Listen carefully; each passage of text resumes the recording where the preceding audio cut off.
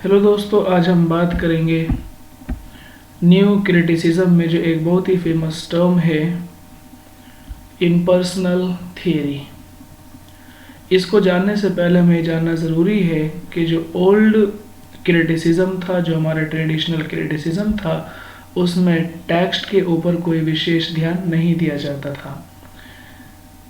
अगर ख्याल रखा जाता था तो सिर्फ ऑथर का, उसके बैकग्राउंड का, उसकी इकोनॉमिक कंडीशन का, क्या उसका धर्म है उसका ध्यान रखा जाता था और इसी तरह की बहुत सारी चीज़ों का। लेकिन एक्चुअली टेक्स्ट क्या है, उसकी लैंग्वेज क्या है, उसका कोई ख्याल नहीं रखा जाता था। न्यू क्रिटिसिज्म से पहले आम तौर से दो तरह के क्रिटिसिज्म देखने को मिलते हैं। सबसे पहला क्रिटिसिज्म मैथ्यू आर्नोल्ड का है, जिसको इंटेलेक्चुअल एंड साइंटिफिक क्रिटिसिज्म के नाम से भी जाना जाता है। यहाँ पर मैथ्यू आर्नोल्ड हमेशा एक इंटेलेक्चुअलिटी की बात करते हैं और क्रिटिसिज्म के अंदर एक साइंटिफिक क्रिटिसिज्म को देखने की कोशिश करते हैं, यानी वो क्रिटिसिज्म को साइंस के रूप में देखने की कोशिश करते हैं और उसके अंदर इंटेलेक्चुअलिटी को ढूंढते हैं, जिसमें इनका एस्थेटिसिज्म से कोई दूर तक लेना देना नहीं है। और आर्ट का जो एक टेक्स्ट होता है, उसकी लैंग्वेज होती है, उसका स्टाइल, उसका टोन, ये चीज़ें होती हैं, इन सब चीज़ों से भी उसको कोई इतना ज़्यादा लेना देना नहीं है। बस वो बात इंटेलेक्चुअलिटी की करते हैं, आइडियाज़ की करते हैं और आइडियोलॉजी की करते हैं, ओपिनियंस की करते हैं और इसके अलावा साइंटिफिक जो सोच है उसकी बात करते हैं। दूसरा तरह का जो क्रिटिसिज्म था वो वाल्टर पैटर का क्रिटिसिज्म था, जो कि एस्थेटिक क्रिटिसिज्म था। यहाँ पर हमेशा ही एक रोमांस के बारे में बात होती है, एक ब्यूटी की बात होती है और जो भी लिटरेचर की एक खूबसूरती है उसको लेकर बात होती है। लेकिन एक्चुअली लैंग्वेज के ऊपर यहाँ भी इतनी बात नहीं की जाती है। दूसरी ओर सबसे पहले जो न्यू क्रिटिसिज्म जो टर्म है उसको जोल इलियस स्पिंगर ने उसको सबसे पहले कॉइन किया था, उसको शुरू किया था। बाद में ट्रेडिशन एंड इंडिविजुअल आर्ट जो कि हम टी.एस. एलियट ने लिखी है, इसको सबसे पहले 1919 में दी इगोइस्ट नाम की एक मैगजीन के अंदर पब्लिश किया गया था और उसके बाद में इसको दोबारा से द स्केर्ड वुड 1920 में इसको फिर दोबारा से पब्लिश किया गया था। तो इस तरह से जो टी.एस. एलियट का जो वर्क है tradition and the individual art, इसको दो जगह पब्लिश किया गया। सबसे पहले द ईगोइस्ट नामक मैगजीन में और दूसरा इसको द स्केर्ड वुड नामक दूसरा जो एक इसका ऐसे कलेक्शन था उसमें इसको पब्लिश किया गया था। आगे चलते हैं। टी.एस. एलियट का मानना यह था कि एक टेक्स्ट हमेशा ऑटोटैलिक होता है, कि एक टेक्स्ट हमेशा से ही ऑटोटैलिक होता है, वो खुद अपने बारे में बात करता है, उसमें क्या लिखा हुआ है वो खुद एक सेल्फ कॉन्फिडेंट होता है और सेल्फ सफिशिएंट होता है। टी.एस. एलियट ने कहा है कि एक जो टेक्स्ट होता है वो हमेशा ऑटोटैलिक होता है। और दूसरा टी.एस. एलियट ने बात की है ऑब्जेक्टिव कोरिलेटिव की। ऑब्जेक्टिव कोरिलेटिव क्या है, इसको थोड़ा सा समझ लेंगे।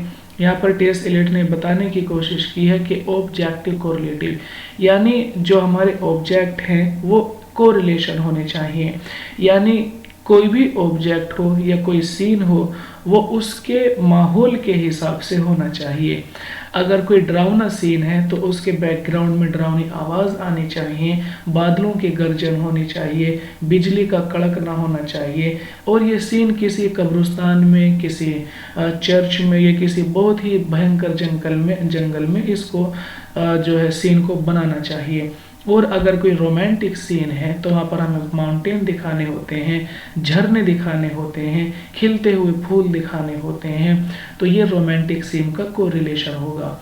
यानी कहने का मतलब ये है कि ऑब्जेक्टिव कोरिलेटिव ये एक ऐसा कोरिलेशन है जहाँ पर हमारी फीलिंग, हमारे इमोशंस उस ऑब्जेक्ट को ऑब्जेक्टिफाई कर सके। जिस तरह का सीन है इसी तरह का हमें बैकग्राउंड बनाना पड़ता है, उसी तरह की सेटिंग रखनी पड़ती है। टी.एस. एलियट ने खुद अपने बारे में कहा है, ये उसकी कुछ फेमस लाइन है, उसने कहा है अ क्लासिसिस्ट इन लिटरेचर, कि वो लिटरेचर में हमेशा कैसा रहा है, क्लासिसिस्ट रहा है। ये हमें पता है टी.एस. एलियट के बारे में कि टी.एस. एलियट ने हमेशा ही अपने आप को एक क्लासिसिस्ट के रूप में देखा है। लेकिन हमें यह भी ध्यान रखना चाहिए कि टी.एस. एलियट एक क्लासिसिस्ट भी हैं और एक न्यू क्रिटिक भी हैं। टी.एस. एलियट ने बहुत सारे जो ओल्ड जो क्रिटिक हैं उनको पढ़ा है। उन्होंने एरिस्टोटल को पढ़ा, प्लेटो को पढ़ा, लोनजाइनस को पढ़ा, ड्राइडन को पढ़ा, अलेक्जेंडर पोप को पढ़ा, विलियम वर्ड्सवर्थ को पढ़ा। इन सब लोगों को टी.एस. एलियट ने पढ़ा है और इसी के साथ साथ जो न्यू क्रिटिक रहे हैं उन्होंने उनको भी पढ़ा है। तो आइए टी.एस. एलियट ने अपने बारे में कहा है कि अ क्लासिसिस्ट इन लिटरेचर, के मैं लिटरेचर में एक क्लासिसिस्ट हूँ, अ रॉयलिस्ट इन पॉलिटिक्स और पॉलिटिक्स में एक रॉयलिस्ट हूँ, and Anglo Catholic in religion और अपने धर्म में मैं एक एंग्लो कैथोलिक हूँ। लेकिन यहाँ पर हमें इससे कुछ वो नहीं है, बस हमें ध्यान ये रखना है कि अ क्लासिसिस्ट इन लिटरेचर कि टी.एस. एलियट बेसिकली अपने आप को एक क्लासिसिस्ट मानते हैं। नेक्स्ट बात करते हैं जो हमारे लिए काम की बात है, वो है कि poetry is not turning loose of emotion but an escape from emotion, कि पोइट्री के अंदर केवल इमोशन से काम नहीं लेना चाहिए। जैसे कि विलियम वर्ड्सवर्थ ने एक डेफिनेशन दी थी कि poetry is the spontaneous overflow of powerful feelings, यानी हमारी जो फीलिंग है वही पोइट्री का रूप ले लेती हैं। लेकिन टी.एस. एलियट ने इस बात से साफ साफ मना किया। उसने कहा कि poetry is not turning loose of emotion, यानी पोइट्री केवल हमारी इमोशंस का निकलना नहीं है, but an escape from emotion, बल्कि पोइट्री तो इमोशन से बचना है कि आपको इमोशंस से हर हाल में बचना है। It is not the expression of personality, कि इंसान अपने बारे में लिखता चला जाए, अपने आप को एक्सप्रेस करता चलाए, अपने एटीट्यूड को, अपनी पर्सनैलिटी को, अपने विचारों को केवल वो अगर एक्सप्रेस कर रहा है तो ये एक सही पोइट्री नहीं है।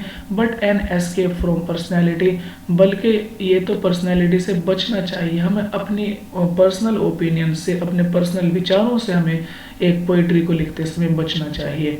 Because the emotion of art is impersonal, क्योंकि जो आर्ट की इमोशन है वो हमेशा इम्पर्सनल होनी चाहिए। इसका मतलब कहने का ये है इन 3 लाइन का, टी.एस. एलियट कहते हैं कि एक पोइट्री पर सब्जेक्टिव नहीं होनी चाहिए, पर्सनल नहीं होनी चाहिए, बल्कि एक पोइट्री को हमेशा ऑब्जेक्टिव होना चाहिए, ताकि हर पढ़ने वाले को ये लगे कि मेरे लिए लिखा गया है। और अगर उसको 3रा इंसान पढ़ रहा है उसको लगे कि मेरे लिए लिखा गया, 14 पढ़ रहा है तो उसको लगे मेरे लिए लिखा गया है। तो एक पोइट्री को हमेशा हमें 3rd person point of view से लिखना चाहिए, कभी भी उसको सब्जेक्टिव नहीं बनाना चाहिए। और यही वजह है कि टी.एस. एलियट ने बाकायदा इसके ऊपर जो ऐसे लिखा उसके 3 पार्ट्स बनाए। तो जो उन्होंने दिया है इसमें the art and the tradition, जो उन्होंने एक ऐसे लिखा था उसमें उन्होंने कहा पार्ट्स ऑफ ऐसे, इस ऐसे के 3 पार्ट बनाए उन्होंने। सबसे पहले पार्ट को नाम दिया है कंसेप्ट ऑफ ट्रेडिशन, दूसरे पार्ट को नाम दिया है impersonal theory, and 3rd part को कहा है कंक्लूजन। जो कंक्लूजन है वो इतना इम्पोर्टेंट नहीं है, जो इम्पोर्टेंट है वो यहाँ पर इसके 2 पार्ट हैं। पहला कंसेप्ट ऑफ ट्रेडिशन, तो हम इसको समझते हैं। इन्होंने कहा है टी.एस. एलियट ने कंसेप्ट ऑफ ट्रेडिशन, यानी जो ट्रेडिशन है वो क्या है कि आप ट्रेडिशन को, जो एक पोइट्री की परंपरा है, आप उसको बनाए रखना चाहिए। हर हाल में ट्रेडिशन को, परंपरा को हमें बना कर रखना है। इसको बनाकर कैसे रखना है? हिस्ट्री, यानी आप इतिहास में जाएं, जो भी अच्छे पोएट हैं जिन्होंने लिखा है, चाहे आज वो पढ़े जाते हों या ना पढ़े जाते हों, लेकिन आप हिस्ट्री में जाकर उनका जायज़ा ज़रूर लें। आप होमर को पढ़ें, आप होमर से पढ़ना शुरू करें। वो कहते हैं टी.एस. एलियट कि आप होमर से पढ़ना शुरू करें और आप प्रेजेंट तक आ जाएं। तो हिस्ट्री में आपको जानना है, हिस्ट्री के जो बड़े पोएट हैं वो आज पढ़े जाते हैं या ना पढ़े जाते हों, आपको उनको पढ़ना है, एंड न्यू। और यहाँ तक कि आपको हिस्ट्री में उन पुराने पोएट को पढ़ते पढ़ते पढ़ते पढ़ते आपको कहाँ तक आ जाना है? न्यू, यानी जो न्यू क्रिटिसिज्म हो रहा है आपको उस पर भी ध्यान रखना है। इसका मतलब यहाँ पर यह है, टी.एस. एलियट कहना चाह रहे हैं कि एक राइटर को क्लासिसिस्ट भी होना चाहिए और उसको एक एट प्रेजेंट में भी उसको काम करना चाहिए। अगर दोनों चीज़ उसके पास हैं उस समय वो एक अच्छा पोइट साबित होगा। तो पहले बात करते हैं कंसेप्ट ऑफ ट्रेडिशन की। सबसे पहले वो बात करते हैं वैल्यू की, कि एक ट्रेडिशन की क्या वैल्यू है। टी.एस. एलियट कहते हैं कि बिना ट्रेडिशन के, बिना परंपरा के हम पोइट्री को या किसी भी चीज़ को हम आगे नहीं बढ़ा सकते। हमें किसी भी परंपरा को आगे बढ़ाने के लिए उसके पिछले इतिहास का ज्ञान ज़रूरी है। हमें ये कैसे पता चलेगा कि पोइट्री पहले कैसे लिखी जाती थी, फिर उसके बाद कैसे लिखी गई, उसके बाद कैसे लिखी गई और अब हमें कैसे लिखनी है। तो जो एक ट्रेडिशन की वैल्यू है, यहाँ पर वो वैल्यू की बात करते हैं। दूसरा इम्पोर्टेंस की एक जो ट्रेडिशन है उसकी क्या इम्पोर्टेंस है। उसकी इम्पोर्टेंस हमेशा ये है कि एक ट्रेडिशन और एक परंपरा ये हमेशा इंसान के लिए ज़रूरी होती हैं, ताकि वो जितनी उसमें बुराइयां हैं, अगर कहीं कमियां हैं किसी पोइट्री में या किसी भी चीज़ में, तो हम उन कमियों को दूर कर सकते हैं। तीसरा कहा उन्होंने फंक्शन, ये फंक्शन कैसे करती है, इसका फंक्शन यही है ट्रेडिशन का कि ये हमें जो कमियां हैं पोइट्री के अंदर, उन कमियों से हमें बचा लेती है, और जो नई बातें हैं जो हमें अपनी पोइट्री के अंदर रखनी चाहिए, वो नई नई बातें हम इसके अंदर ऐड कर सकते हैं, इसके अंदर रख सकते हैं। ये इसके फंक्शंस होते हैं।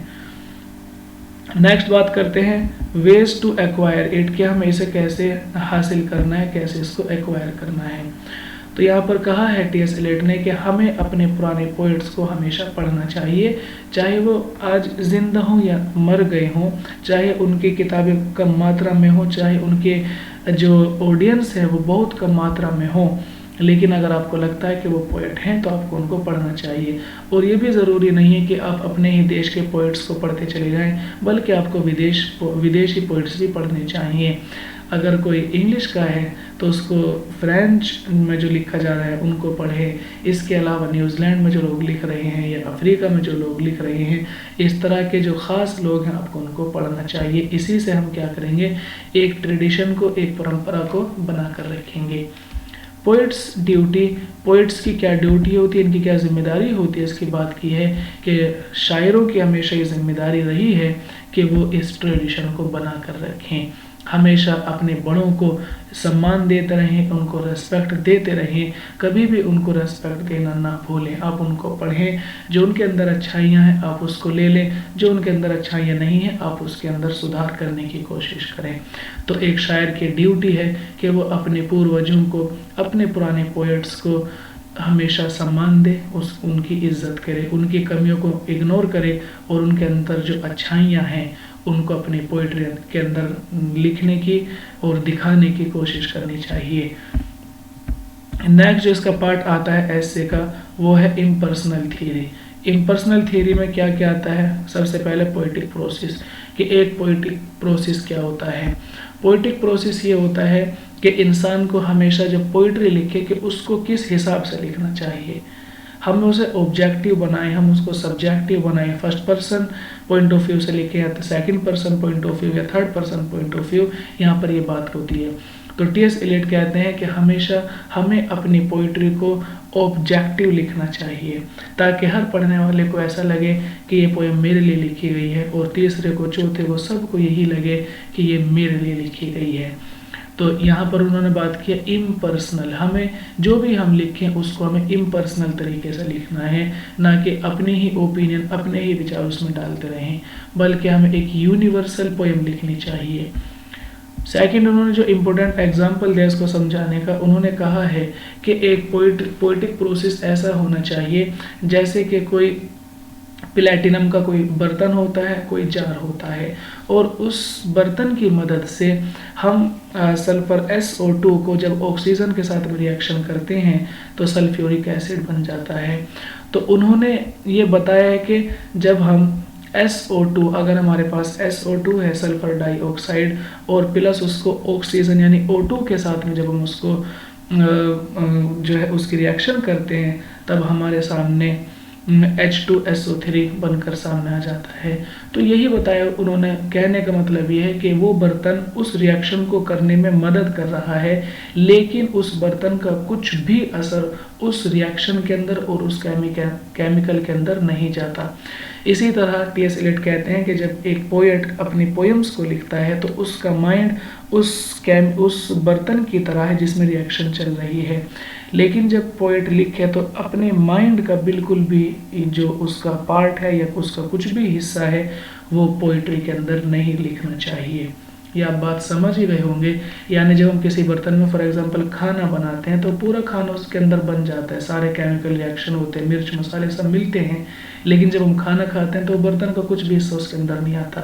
तो इसी तरह एक पोएट को भी करना चाहिए कि जब वो कोई पोयम लिखे तो अपने माइंड का पूरी तरीके से यूज़ करे, लेकिन माइंड का कोई भी विचार, कोई भी ओपिनियन, कोई भी सवाल, कोई भी इमोशन, कोई भी फीलिंग उस पोएम के अंदर नहीं आनी चाहिए। नेक्स्ट बात करते हैं T S. Eliot, emotion and feeling. ठीक है, यहाँ पर बात करते हैं इमोशन एंड फीलिंग। इन दोनों को टी.एस. एलियट ने थोड़ा सा अलग अलग बताने की कोशिश की है। टी.एस. एलियट ने कहा है कि एक होता है इमोशन और एक होता है फीलिंग, इन दोनों में फ़र्क है।